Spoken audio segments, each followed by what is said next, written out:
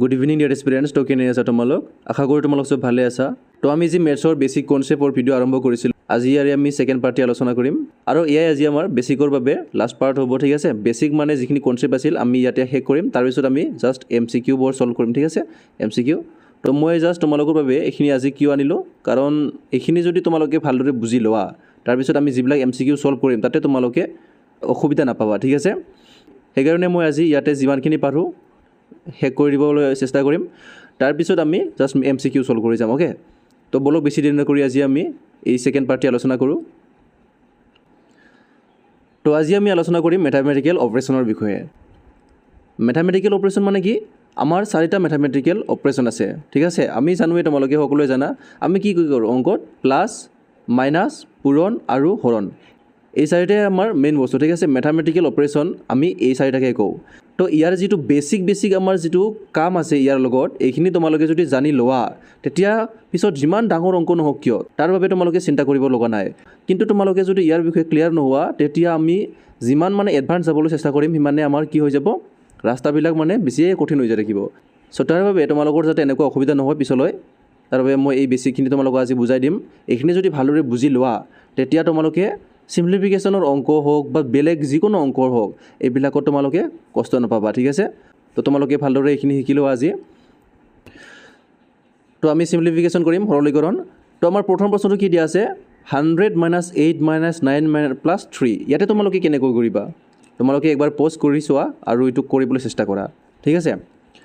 তো ইয়াৰ বাবে তোমালোকে এটা কথা মনত ৰাখিবা, আমি যিবিলাক মানে মেথামেটিকেল অপাৰেশ্যনৰ ভিতৰত যিবিলাক আমাৰ একে চিন আছে, সেই চিনবিলাক আমি একেলগে কৰিম, তেতিয়া আমাৰ ইজি হৈ যাব বস্তুবিলাক।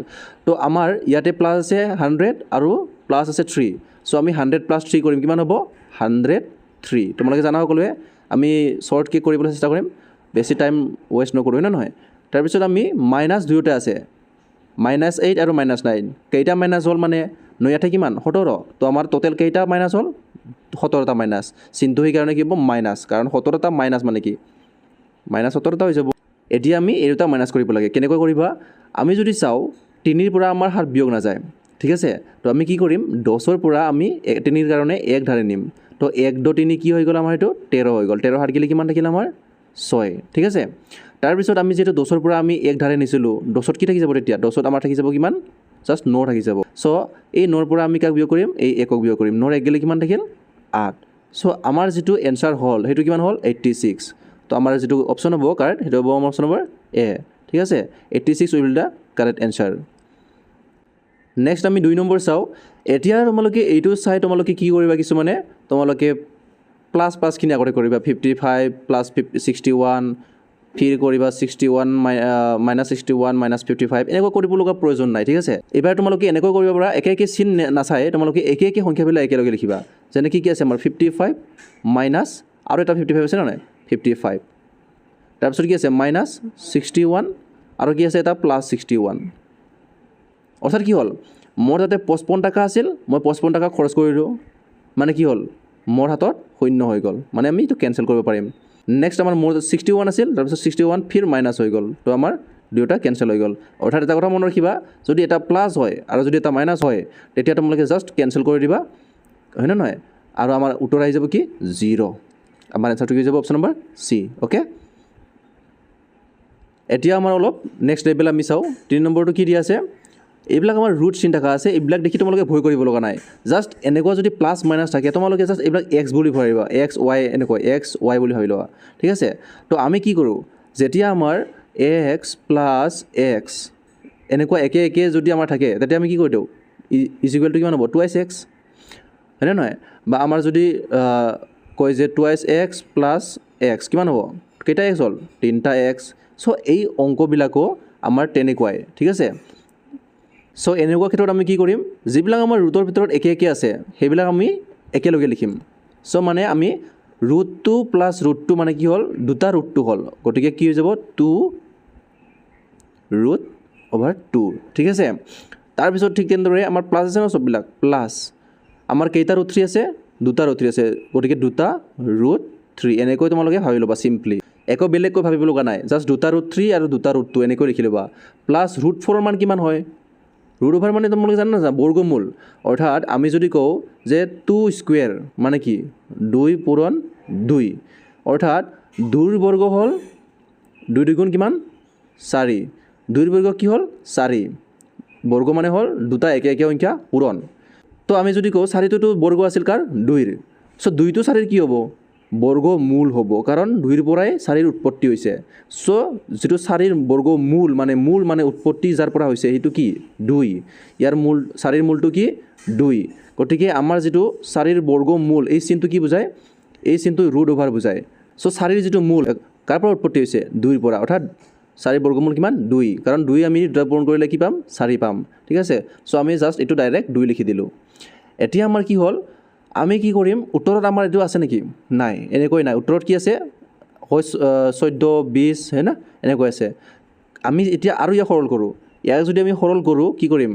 ইয়াতে আমাৰ চাবা একে একে কি সংখ্যা আছে এতে 2 আছে এতেও 2 আছে এতেও 2 আছে অৰ্থাৎ আমি ইহতৰ পৰা এটা সাধাৰণ ল'ব পাৰিম বা কমন ল'ব পাৰিম 2 সবৰে যদি একে একে সংখ্যা থাকে আমি তাত কি কৰিম এটা 2 কমন ল'ম প্লাস মাইনাসৰ ক্ষেত্ৰত দেই তাৰ পিছত বাকি একো একে সংখ্যা নাই যেটো আমি ব্ৰেকেট দিম এতিয়া আমি এই গোটেইখিনিৰ পৰা মানে 2 ৰুটৰ পৰা আমি কি লৈ গিলো 2 লৈ গিলো থাকি গল কি আমাৰ √2 বাকি ফালে কি আছে প্লাস প্লাস তো প্লাস লিখিম এই 2 ৰুট 3 পৰা আমাৰ আমি লৈ গিলো কি 2 থাকি গল কি আমাৰ √3 প্লাস আমি এই 2 ৰ পৰা গোটেইখিনি লৈ গিলো একো নাই মানে কি থাকি যাব 1 এটা থাকি যাব বা আমি কব পাৰো যে 2 কিমান গুণ 2 2 1 গুণ 2 এনেকৈ আমি 1 থাকি যাব ঠিক আছে সো আমাৰ ফাইনালি আনসাৰটো কি পালো আমি এইটো আমাৰ কোনটো অপচনৰ আছে অপচন নম্বৰ সি ঠিক আছে জাস্ট ইয়াতে কি হ'ব অলপমান উল্টা পাল্টা কৰি আছে আমাৰ একটো আগত আছে ইয়াতে একটো পাছত আছে কিন্তু এনসাৰটো আমাৰ একেটাই ঠিক আছে এটোৱে হ'ব এটা 1 আছে এটা 1 আছে এটা √3 আছে √3 আছে √2 আছে √2 আছে বাকি বাহিৰত 2 ওকে এনেকৈ কৰিব লাগিব তোমালোকে যদি বুজি পোৱা নাই কমেন্ট কৰিবা দেই মই যিমান পাৰো সিম্পল কৰি বুজাবলৈ চেষ্টা কৰিছো কেতিয়াবা কি হয় সিম্পল কৰি বুজাবলৈ গলে বেছি হাৰ্ড হৈ যায় সো যদি হাৰ্ড পাইছা তোমালোকে কমেন্ট কৰি জনাবা মই আৰু পদ্ধতিটো চেঞ্জ কৰি দিম ঠিক আছে এই বস্তুটোৱে আমাৰ এতিয়া তোমালোকক কনফিউজ কৰিব কিছুমানক সো ইয়াতে কনফিউজ হ'বলৈ একো নাই মই কি কৈছিলো যিবিলাক একে একে আছে ৰুটৰ ভিতৰত সেইবিলাক আমি একেলগে লিখি লওঁ সেইবিলাক আমাৰ xৰ নিচিনা যে এটা কি আছে এতেও √2 আছে এতেও √2 আছে এতেও √2 আছে বাকি আমি যদি চাও ইয়াতে আমাৰ √2 নাই সো আমাৰ এইটোৰ কাম পিছত আমাৰ সো আমি যেটো এই তিনটা কাম আমি আগতে কৰি লম ঠিক আছে তাৰেও আমি যিবিলাক প্লাস আছে আমি এইবিলাক আগতে কৰি লম এই দুটা প্লাস আছে আমাৰ ঠিক আছে বাকি আমি পিছত কৰিম ইকুৱেল সো এটা দুটা √2 আছে এটা তিনটা √2 আছে কেইটা √2 হল টোটাল 5টা আমাৰ √2 হৈ গল বাকি আমাৰ কি আছে -5 √2 আমি লিখিম প্লাস কি থাকি গল 2 √5 থাকি গল এইখিনি বুজি পাইছে ন মানে আমি এই দুটা আগতে কৰি কেনে 5 √2 পালো তাৰ পিছত আমাৰ -5 √2 আছে -5 √2 বহাই দিলো 2 √5 আছে 2 √5 বহাই দিলো জাস্ট আমি বহাই দিছো পাছত এতিয়া আমি অপাৰেশন বিলাক কৰি যাও ঠিক আছে এটা চোৱা মই কি কৈছিলো একে একে সংখ্যা থাকিলে আৰু প্লাস মাইনাস থাকিলে আমি কাটি দিম এটা 5টা √2 আছে আমাৰ 5টা √2 মাইনাস আছে মানে 5টা √2 আছিল 5টা √2 খৰচ হৈ গল মানে আমি ক্যান্সেল হৈ গল থাকি গল কি 2√5 তো আমাৰ যেটো কাৰেক্ট আনসাৰ হ'ব হেতু কোনটো অপচনত আছে অপশন নম্বৰ এ ঠিক আছে এনেকৈ কৰিব লাগিব তোমালোকে একো জটিল নাই ইয়াতে এনেকৈ যিমান অংক হলেও তোমালোকে কৰিব পাৰিবা জাস্ট এটো এটা বস্তু বল ধৰি লবা যে মোৰতে √5 আছে মানে কি এটা মাৰ্বল আছে দুটা মাৰ্বল তিনটা মাৰ্বল টোটাল 5টা মাৰ্বল হৈ গল তেনেকৈ তোমালোকে কৰিলে হ'ল বা x বুলি ভাবিলেও টেনচন নাই দুটা x তিনটা x পাঁচটা x তেনেকৈ ঠিক আছে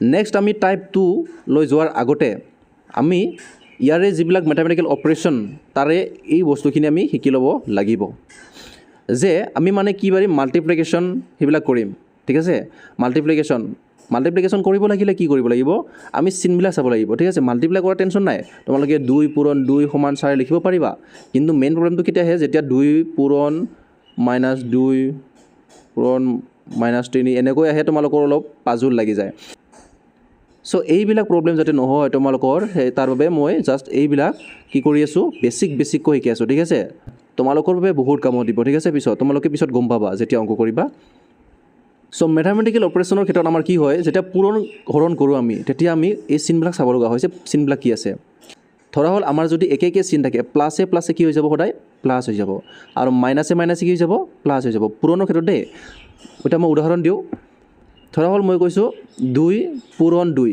সমান কি হ'ব 4 অৰ্থাৎ ইয়াতো প্লাছ আছে একো নাই মানে ইয়াতো প্লাছ আছে আৰু এই দুটা পূৰণ কৰি আমি যি পাম তাতেও কি হ'ব প্লাছেই হ'ব কাৰণ কিয় প্লাছে প্লাছে সদায় প্লাছ হৈ যাব আমি যদি মাইনাছৰ কথা কওঁ এটা যদি -2 থাকে আৰু যদি আমি পূৰণ -2 কৰোঁ -2 পূৰণ -2 কি হৈ যাব চিনবিলাকো মাইনাছে মাইনাছে কি হৈ যাব প্লাছে হৈ যাব আৰু 2 2 গুণ বাকী পূৰণ কৰি দিয়া 4 হৈ যাব এইখিনিলৈকে টেনশ্যন নাই একো তাতে আৰু এটা কিন্তু আছে কিন্তুটো কি যে আমাৰ যদি চিনবিলাক বেলেগ বেলেগ হয় এটা কি হ'ব প্লাছে মাইনাছে আমাৰ কি হৈ যাব মাইনাছ হৈ যাব ঠিক আছে এইটো মনত ৰাখিবা এটা অংকটো কৰি চাওঁ ধৰা হ'ল আমাৰ আছে এটা 2 এটা আছে 2 -2 আৰু এটা আছে পূৰণ +2 2 গুণ কিমান তোমালোকে জাষ্ট আগতে কৰি লোৱা কিমান 4 বাকী চিনৰ কাম আমি পিছত কৰিম এটা মাইনাছ আছে এটা প্লাছ আছে মাইনাছে প্লাছ কি হ'ব সদায় মাইনাছ হ'ব এতিয়াতো তোমালোকে এইটো গম পালা কাৰণ এটা মাইনাছ এটা প্লাছ টেনশ্যন নাই কিন্তু যেতিয়া তোমালোকে এনেকৈ দিয়ে কি হ'ব যে -2 পূৰণ -3 পূৰণ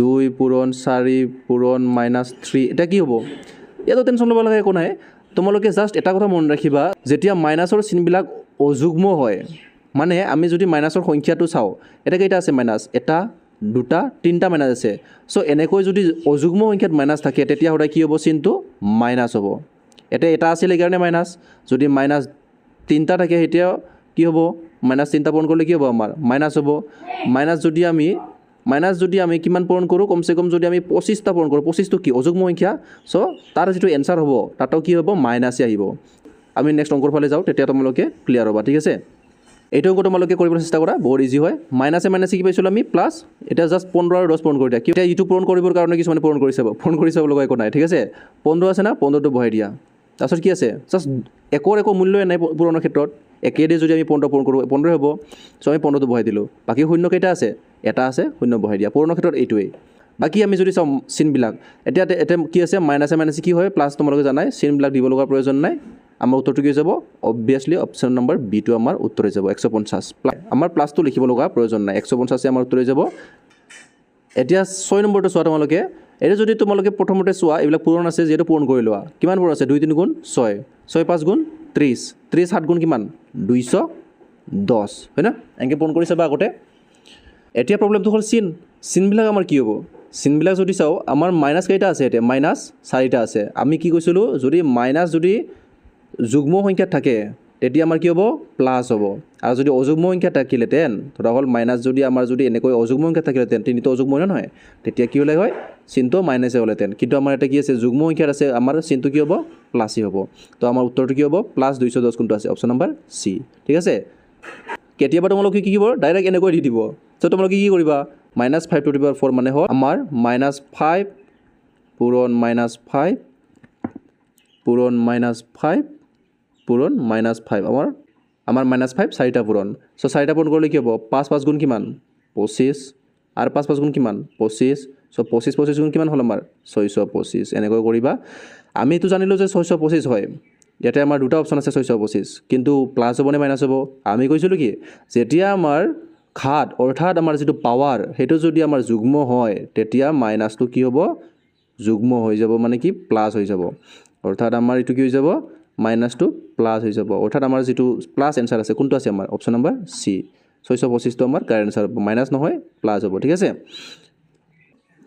নেক্সট আমি 8 নম্বৰ আজি লাষ্ট কুৱেশ্যন আলোচনা কৰিম তো ইয়াৰ ক্ষেত্ৰত কি দিয়া আছে তোমালোকে ইয়াত টেনশ্যন ল'ব লগা একো নাই ঠিক আছে ইয়াতে কি দিয়া আছে জাষ্ট পূৰণ দিয়া আছে ন ইয়াতে আমাৰ উত্তৰবিলাকক কি দিয়া আছে পাৱাৰতে দিয়া আছে তো টেনশ্যন ল'ব লগা একোই নাই জাষ্ট এটা কথা মনত ৰাখিবা যে যেতিয়া আমাৰ পূৰণ থাকে এইটো পূৰণ দেই ডট মানে পূৰণ থাকে আমি আৰু যদি আমাক পাৱাৰত দিয়া থাকে আমাৰ যিবিলাক ভূমি এইটো ভূমি বুলি কয় এই যিটো 3 আছে 3 3 3 এইবিলাক ভূমিটো আমাৰ কি হ'ব ভূমিটো এটাই হ'ব ঠিক আছে আমি ভূমি এটাই ল'ম বাকী আমি কি কৰিম এই যিবিলাক আমাৰ পাৱাৰ আছে পূৰণত সদায় পাৱাৰবিলাক যোগ হয় চ' আমাৰ প্ৰথম যিটো পাৱাৰ আছে এইটো কিমান 3 তাৰপিছত আমাৰ যোগ হয় যিটো আমি যোগ দিম তাৰপিছত আমাৰ ছেকেণ্ড পাৱাৰটো কিমান আছে 2 তাৰপিছত আমাৰ যিটো লাষ্ট এটা কি পাৱাৰ আছে তোমালোকে কোৱা এটা একো নাই মানে সদায় এটা কি আছে 1 আছে তো আমি 1 লিখি ল'ম ইয়াতে আৰু এটা কিন্তু আছে কিন্তুটো কি যে তোমালোকে ভাবিব পাৰা যে 3 ৰ ওপৰতটো আমাৰ 0 হ'ব পাৰে একো নাই মানে 0 নহয় যিকোনো সংখ্যাৰ যদি 0 পাৱাৰ হয় তেতিয়া তাৰ মান কি হৈ যায় 1 হৈ যায়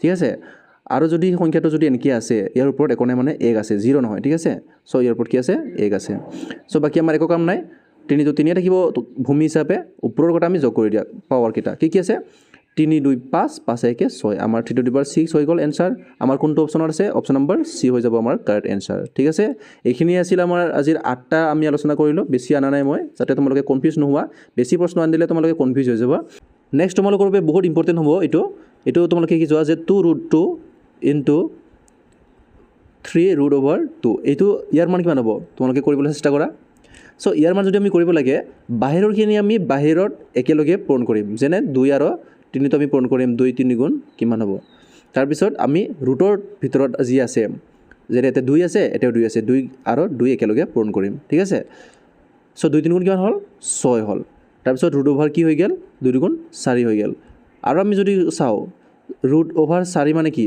4 বৰ্গমূল কিমান হয় আমাৰ কি পূৰণ কৰি 4 পাও 2 2 গুণ 4 হয় না নহয় সো আমি 4 বৰ্গমূল কি হ'ল আমাৰ 2 সো 6 2 কিমান টোটাল কি হৈ গেল আমাৰ 12 অৰ্থাৎ ইয়াৰ পৰা আমি এটা কথা গম পালো যে root over 2 into root over 2 এনেকৈ যদি একে সংখ্যা ৰুটৰ তলত থাকে তেতিয়া জাস্ট তোমালোকে এটা কৰি দিবা ইহতৰ মান ৰুটটো নোহোৱা হৈ যাব জাস্ট 2 হৈ যাব root over 2 into root over 2 কি হৈ যাব 2 হৈ যাব আৰু যদি আমি চাও root over 3 into root over 3 কি হৈ যাব ৰুট 3 ইনটু ৰুট 3 কি হৈ যাব 3 হৈ যাব জাস্ট এনেকৈ মন ৰাখিবা ৰুট 3 ইনটু ৰুট 3 3 এনেকৈ মানে যদি একে সংখ্যা থাকে ৰুটৰ তলত তেতিয়া আমাৰ কি হৈ যাব জাস্ট সংখ্যাটো বহাই দিবা ৰুট চিনটো নোহোৱা কৰি দিবা বাস এইখিনি সো এইবিলাক তোমালোকৰ বাবে বহুত ইম্পৰ্টেন্ট হয় যিবিলাক বেসিক আমাৰ এইবিলাক নাজানিলে তোমালোকে অংক কৰিব নোৱাৰিবা ঠিক আছে তো মই তোমালোকৰ বাবে যেটা হোমৱৰ্ক দিও সো লাষ্ট আজি তোমালোকৰ বাবে এই কোৱেশ্যনটো হোমৱৰ্ক থাকিল তোমালোকে এটো কমেন্ট কৰি জনাবা ইয়াৰ এনসাৰটো কি হ'ব সো এইখিনি আছিল আজি আমাৰ কিছুমান বেসিক ম্যাথমেটিক্যাল অপাৰেশন এইখিনি যদি তোমালোকে বুজি পাইছা তেতিয়া কমেন্ট কৰি জনাবা আৰু বন্ধু বান্ধৱীৰ লগত শেয়াৰ কৰিবা